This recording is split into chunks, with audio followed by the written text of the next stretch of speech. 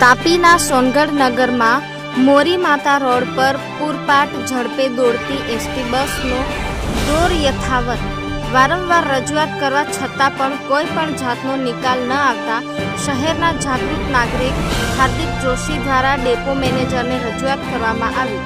ગત રોજ એસટી બસે રોડ પર ચાલતી ગાયના વાછરડાને ટક્કર મારી હતી, જેમાં વાછરડાને ગંભીર ઈજાઓ પહોંચી હતી। ત્યારબાદ આજ રોજ ફરીથી કુકરમુડા સુરત બસ જે સોનગઢ નગરના મોરી માતા રોડ પરથી પૂરપાટ ઝડપે નીકળી રહી હતી, ત્યારે સ્થાનિક રહીશે બસને રોકવાનો પ્રયત્ન કર્યો હતો, પણ બસ ન રોકાઈ હતી। ત્યારબાદ સ્થાનિક રહીશે ડેપો પર જઈને બસ ડ્રાઈવરને વિનંતી કરી હતી કે બીજી વાર આવી કોઈ ઘટના ન ઘટે।